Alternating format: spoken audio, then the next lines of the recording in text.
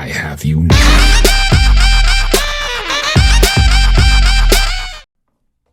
Okay, for this exercise I'm going to be using the Remarkable tablet to write down what I'm doing. For example, excuse my little small cough there, this is for memory. Look at that scratchy handwriting, it's awful, isn't it?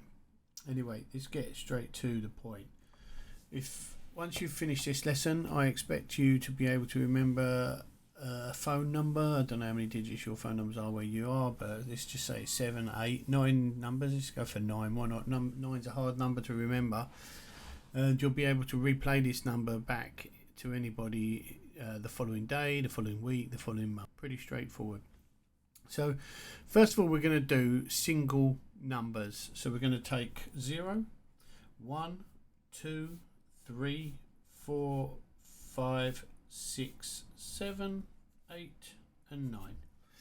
Okay, obviously they're all the numbers there are, but we're going to take these as singles. So what we're going to do when we come to remember this 9-digit number is we're going to have associate each one of these 9 digits, or 10 digits here, with a object or a thing, for instance. It's a bit hard to explain, but for instance, O, or 0 should I say, is going to be a football for me. Now it doesn't have to be a football for you. It could be whatever you want it to be. It could be a wheel, if that's what you want it to be, just a wheel of a car, a wheel of a cart, a wheel of a bicycle, whatever you want. But for me, I'm just going to imagine it to be a football. My football is not going to be like that. I know that's well, it's not perfect, but it's a round circle. But it will be like the footballs we use in the English Premier League. But I'm not going to try and draw that because my artistry skills are not that good. So number 1 would be a candle, and for me it would just be a straight candle with a flame. Number 2 is a swan, and you can see why it's a swan. If you just draw the body in there, you're pretty much already there, aren't you? There you go, there's a swan. 3. Now 3 is a tricky one. Lots of people remember this as handcuffs. If you can imagine if you can imagine a handcuff being like that, and then the hinge here, it comes over and closes as a circular handcuff. I mean, it's only one type. There's also got to be 2 in a handcuff. But a colleague of mine, and I quite like this idea, remembers it as a topless, not naked, but a topless woman. So he turns the image 99 degrees, and that would be her chest. So I'm going to use that. But of course, you keep it PG. Use handcuffs. Use whatever you want. I don't know what else you could want it to be. Maybe stalactites growing down. 4 looks very straightforward, but you could be a sailboat. And this could also be. Do you remember those sailboats that kids used to make out of folded paper airplanes, etc.? Well, it could be one of them. That's all I'm saying. It doesn't have to be a real life sailboat. The swan could be a porcelain ornament of a swan. A candle could be an electric candle, just a flickery flame rather than a real flame. Hopefully you get the idea anyway. So 5, I imagine as a snake, and there's my snake. Just give it an eye and a bit of a forked tongue. Other people remember it as small, big. Meat hook. If you've ever been to a butcher's, you'll know what a meat hook looks like. 6 is a curling down elephant's trunk. 7's a tricky one. It doesn't have to be. I mean, it's a sheer drop there, but you could have someone standing there looking out across the sea, maybe. Looking out.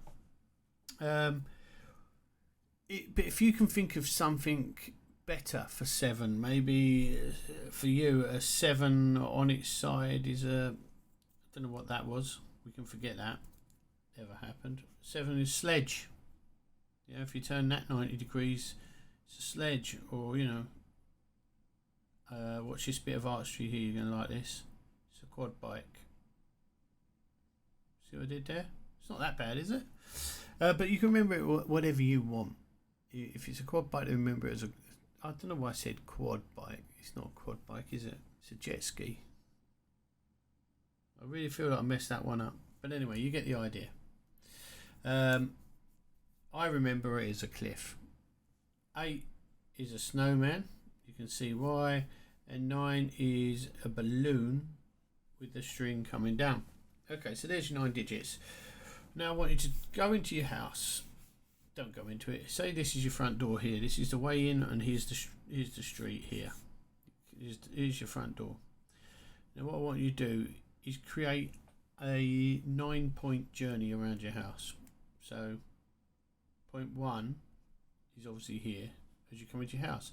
You may have stairs going up to the top of your house. So point 2 would be bottom of the stairs, point 3 would be top of the stairs, because the views from these two places would be different. Point 4 could be, well actually it would be that way, that was a bit silly, wasn't it? Point 4 could be your bathroom, your wash closet, your toilet, whatever you call it. That could be point 4. Point 5, so there's, I imagine, you know, if your house was this bad, this is a hallway here, and once you've reached the top of the stairs, there's the stairs going up. So you've got 1, 2, top of the stairs 3. Here's the landing, as we call it in England. Here's 4, your toilet. Here's 5, your bedroom. Here's 6, a cupboard, airing cupboard. Here's 7, another bedroom. 8, office or something. Don't really know what you call it. And of course we're upstairs now, so 9's going to be here, which is a store cupboard in bedroom 8 or office 8. Doesn't matter what. Now all you're going to do is you get your 9-digit number, for instance, that someone's reading out to you or you've written down, and it's just a scrambled number: 7 5 6 2 1 3 9 4. 1 2 3 4 5 6 7 8. One more, and we'll have that as another 4. There's your 9-digit number. So all you're going to do is when you get to point 1, you're going to replace it with your cliff edge. It doesn't matter how big or small the cliff edge is, because you've got to use your imagination. But here you're drawing a little cliff edge. You're in your mind, there's a cliff edge here. Maybe the edge of your pathway leading up to that front door is the cliff edge, and like there's a massive gaping hole here leading into an abyss. You just don't know where it's going, and this is the cliff edge here. Then you would know that reflects the number 7. If you ever need to embellish the image more in your mind, make it stronger, you can always get in your mind, don't do this in real life, in your mind, get a tin of black paint and paint the number 7 onto your doorstep. In your mind, in your imagination, just do the motion, because the key to memory is things like colour, smell, touch, movement, which is what is going to happen here if you're painting that 7 down. You've got movement. Then you're going to go into number 2, and the next number, which is 5, you can have a snake at the bottom of your stairs. As you've walked through the door, there's a snake there greeting you at the bottom of your stairs.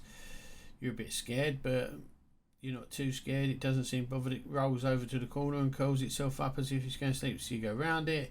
You've got to imagine on this journey that you are walking through the journey. So you're going up your stairs. Now you get to the top, you're at number 3, and it's point number 6, which is the elephant's trunk. Now I know what you're thinking. You're in a house, how are you going to get an elephant's trunk in there? It doesn't have to be a big elephant. It can be a little porcelain statue of an elephant. It could be a picture of an elephant that's, you know, got his tusks out, and there's his curled up trunk right next to you. Now unless you've already got a picture of an elephant in your stairs at the top, this is going to seem out of the ordinary for you, so you'll remember it. In you go. I want you to step into your next room or your next point, and for me it'd be a bathroom, but for you it'd be something else maybe. And convenient that it's a bathroom. So there's a swan in my bath, so in my imagination, in my bathroom, I've got this swan popping out of my bathtub. Next one is number 1. and that's going to be in this room number 5, which is a bedroom. Now you could just imagine this candle in your bedroom by your bed, on your side of the bed. If you share a bedroom with someone else, there's a candle. The room's all dark apart from the candle. Your next one, room number 6, is number 3. So if it's a cupboard, you open the cupboard, and for me there'll be a topless woman there. For you, it could be a set of handcuffs, it could be the pipes to the radiators, a handcuff to the boiler. It doesn't matter, but whatever it is, you've got to get it in this room. Whatever you've associated with the number 3. Go to the next room, number 9. Number 9 is your balloon. So this is a bedroom for me, so I would have something weighing it down, and as I open the door, there's a big red balloon sitting in front of me, weighed down like that, and I know immediately that a red balloon is 9, so I've got the number. And the last 2 rooms, 8 and 9, this room and its cupboard, are both a 4. So again, here we have 2 sailboats, yeah, 1 there, and then when I look in the cupboard, there's 1 in there as well. Now what I want you to do is I want you to keep that memory. We're going to go back downstairs and let's start this journey again. Now if you haven't drawn this out, it's fine, because you could have just closed your eyes, and as long as you aren't driving, and pictured this. You don't need to draw it out. What you need to do is imagine yourself walking through this scenario. You walk along the road and you arrive at your house, and you walk up to your front door, and you look to your left and you see this gaping hole. It's a cliff edge, and you're thinking, oh yeah, number 7, check. And you can open the door and you walk in, and right in front of you on the left hand side is a snake at the bottom of your stairs, and you're like, snake, that's number 5. You go round the snake, you go up the stairs, there's the elephant's trunk on the picture, and you've got your next number, number 6. You come over the stairs, over the final step, and into your left hand side, into, in my case, a bathroom, and there's a swan. It's number 2. I come out of there, go into bedroom, it's pitch black, and like all the other rooms have been well lit, but this one's really dark, apart from that flickering candle, which means it's number 1. I open the cupboard door towards the airing cupboard, and instead of seeing my lovely boiler and a few clean articles of linen, there's a woman sitting there with her top exposed, just her top. She's keep it PG. Okay, for me, it's number 3, but for you, it could be a set of handcuffs. It could be anything you want. 2 drips from a tap, side by side. It could be, as I said before, some stalactites growing down from the ceiling. You think, oh yeah, that's number 3. You move along. You close her in the cupboard. We'll move along to the next room. We open the door, and as soon as before we've even walked into the door, we're greeted by a big red balloon. Oh right, yep, that's number 9. I see the string trailing along the floor. And then we come out, and we go into the final room. It doesn't matter if you have water there or not, but you can have water there. It's your imagination. You can do what you like. It may be an upstairs room in your house, but you could have flowing stream. It doesn't matter. You could just dig your floor out, and there it is, flowing across. You don't know where it's going, and you don't know where it's coming from, but bobbling on the top of it is this little boat. And when you open the cupboard, the water carries on into there, and there's a little boat in there as well. So it's another 4. There is those numbers, and I guarantee if you walk that route one more time, tomorrow you will remember exactly what that 7562139444 number was. And not only that, you could close your mind to it now, and in 5 minutes time you'll remember it. 7562139444. You'll find it very easy. Now, if you didn't want to, this is the beauty of the Remarkable, by the way. I might put a link actually for this Remarkable tablet. It's an e-ink tablet that sorry, let me just get rid of that. It's an e-ink tablet that basically has a month's life on it, so, and you can store tons and tons and tons of documents on it, which I do. But let's just imagine that instead of, because we're only thinking of 9 digits, let's just imagine we go in one room, just one room. In fact, let's stand it out a bit, shall we? one room. Here's the door to that room. Here's a window in that room. So in the room, it's your bedroom maybe, I don't know. You've got a TV on the wall as you walk in. You've got a desk here, computer desk with a chair. And then here you've got a bean bag. You walk round, you've got a another seating set of drawers, should I say, big set of drawers. And if you come here, you've got another set of drawers, little set this time for your socks and your underwear, whatever. Here, right under that window, you've got your bed, and you've got another set of drawers here. So far you've got 1, 2, 3, 4, 5, 6, 7. Here you could have a mirror hanging, and here a poster on the wall of, you know, your favourite pop band, or I don't know, Moulin Rouge. It doesn't matter. But you find 9 points of interest in that room, and then you will always go left to right, and you always go clockwise. So you're coming in the room, your doorway entrance could be point 1. You don't need to have this poster here. Just get rid of it. Don't need that. You know why you don't need it? Because you've got this doorway. Point 1, you would put your cliff edge. It doesn't matter. You could be sitting on the cliff edge and you jump over it into the room. Point 2 would be number 5. So on this TV, wrapped around the TV, is a snake hissing at you as you walk through the door. So you casually walk past. You don't want to anger it, do you? And you get to your little computer desk and chair, etc. And the number you've got to remember is 6. So you've got an elephant's trunk. So you can have a picture of an elephant's trunk or a picture of an elephant's face. It doesn't, elephant's head. It doesn't matter as long as the trunk's in there, because that you know you're trying to remember numbers. You're going to see the picture of the elephant. And you're going to get the elephant's head. And this would carry on exactly as we did before. There'll be a swan in this one. There'll be a candle here, just flickering away. It's on. You might want to wonder why it's on when it's the middle of the day, or if it's a real candle, it's lit. It could be dangerous lit there. It doesn't matter. But the point is, you put in 3 here, you put in your 9 here, you put in your 4 here, and your final 4 here. There's the entire number in order around. You won't forget it. It will be there. Now, that's going to be pretty much it for this lesson. But obviously, if you had like a 50-digit number or something like that to remember, which is even easier to remember than this method, is using double digits from 00, 01, 02, all the way through to 99. Now, it's a little bit more to remember, but I'll show you some techniques in the next video on how to remember it. But needless to say, these are going to be either famous celebrities or musicians or people you know, someone whose face is clear to you, not clouded when you think of them. If you think of Gary Oldman and his face is a little blurred, you can't quite picture him in your mind. You know he's an actor, you know what films he's been, but you just can't visualise him properly, then do not use him. Find someone else for the initials GO. And GO would be this, and I'll just drop this in here now. Let's get rid of all of this because we don't need this anymore.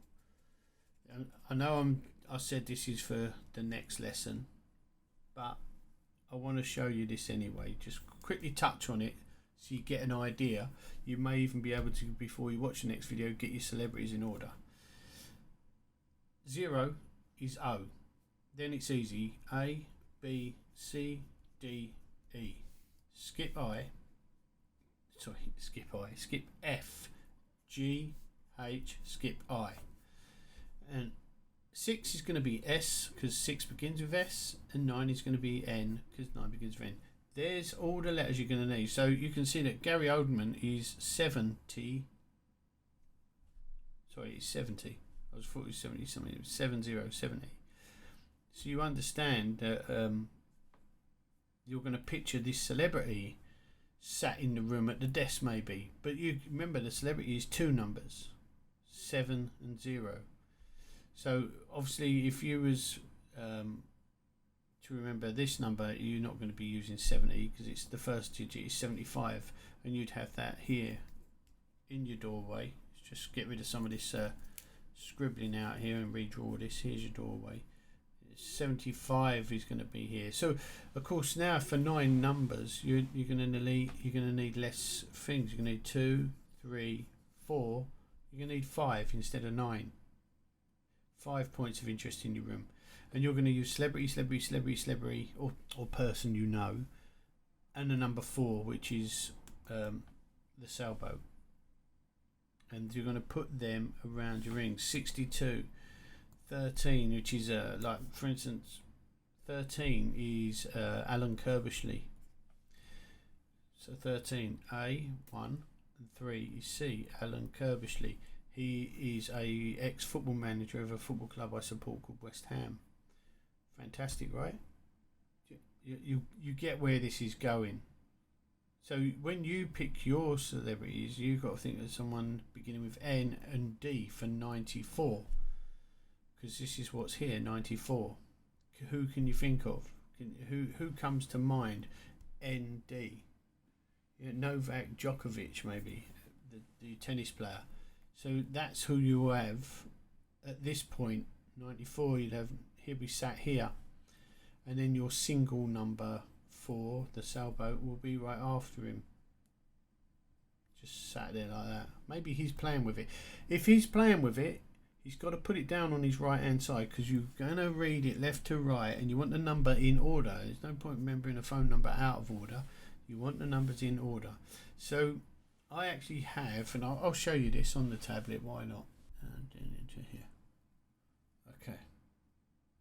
So here are my 99 celebrities. You can't quite see the bottom ones on here because I'm not sharing that part of the screen. But 99, for instance, is Nick Nolte. NN for Nick Nolte.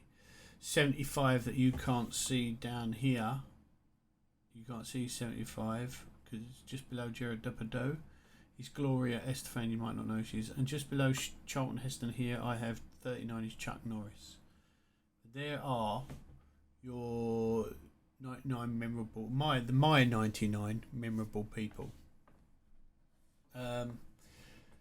Put some comments in who you might want to remember them by. Let me know what shapes you used for the single number shapes. You know, you might not want to use a sailboat. You might want to use a kite. Maybe a kite makes more sense to you. You know, rather than for a 9, rather than a balloon on string, you want a big overhanging umbrella with the curly handle of the umbrella. Let me know what you think, and then we can move on to number 2, and I'll show you some techniques on how to name any day of any year, month or date. So if someone gives you a birthday and says I was born on the 3rd of August 1922, you'll be able to tell them the day they were born. And this works all the way back 1700 plus, 2020 plus. It doesn't matter when. You can pick the date out, all the 1800s, just pick out a date. You've got famous dates in history. When your school teacher says, oh, in 1888 this happened on the 3rd of May 1888, you'll be able to say that was a Thursday, sir. If you go to school, that is. You get the idea. I'll catch you on the next one. Thank you.